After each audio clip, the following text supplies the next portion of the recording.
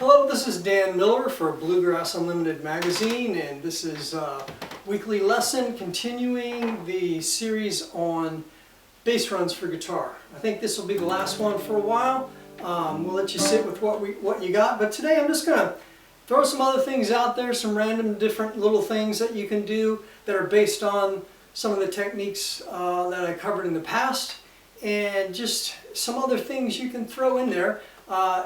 This one might be a little, bass run single note heavy, more than you'd want to do if you were playing with a full band. But again, like we said last time, sometimes if you're in a smaller configuration, you might want to get more busy with the bass notes. You got more space to fill stuff in if it's just you and another instrument, like backing up a mandolin or a fiddle or a banjo, just the two of you, or even another guitar. You can get some you got more space to do stuff, and so I'll throw a few things at you here.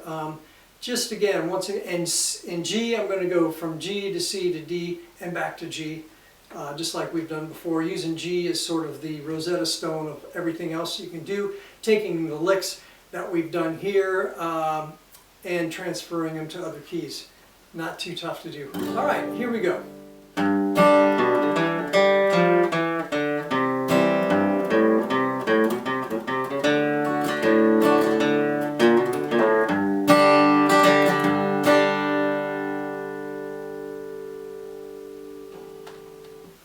Okay, so let's run through that. I started out with a major pentatonic run in eighth note. So I went, and then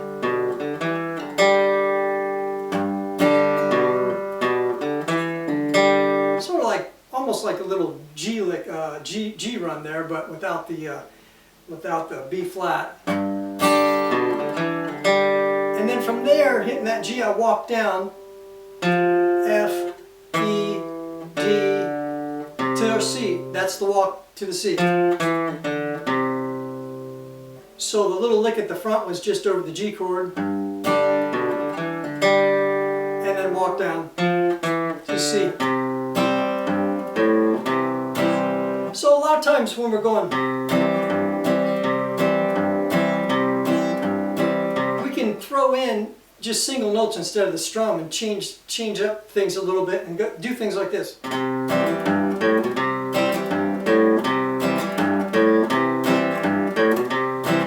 Staying on the C chord, and instead of strums, just using bass notes, alternate from the 1 to the 5, or walking up from the B to the C.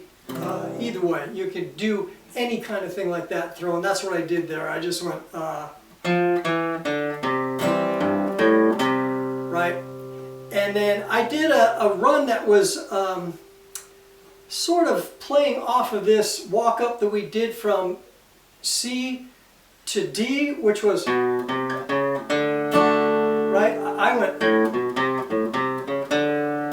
so I went 0, 2, 3, 0, 3, 4, and that's just a cooler way to do. Instead of just walking straight up, you can go. And then from there, going from D back to G, I did this lick where I'm going, so I'm going hammer on the A string from 1 to 2, hitting open D, and then pulling off from 1 to 0, and then landing on my G note. And at the end there, I did what's called, Orange Star used to call a recovery strum. It's a syncopated thing where I'm going, so that after that boom chick, I wait a dotted quarter note length and time, and then I come up, up after the dotted quarter note, so it's okay. That's a good lick to do after a G run, and we had a video on G runs before. If I always do a G run like this,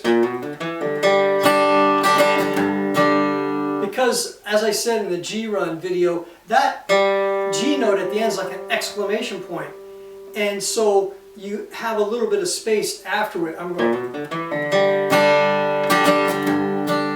gives it time to sort of do its thing. sonically. It gives it that emphasis by playing that dotted quarter note strum after it. So that's it. So that's our series on bass notes. Take everything that we talked about and try to use them vary them in the ways we talk about. Don't just take your runs and play them as quarter notes. Play them as eighth notes. Play them as whole notes. Mix eighth notes and quarter notes. You can mix eighth notes, quarter notes, and whole notes. Throw in pulls and hammers and slides. Just be inventive, but not to the point where you're getting in the way of other people. Be inventive in a tasteful way, and good luck with it. Just play around with everything we've got here, and again, there's lots more that we could talk about.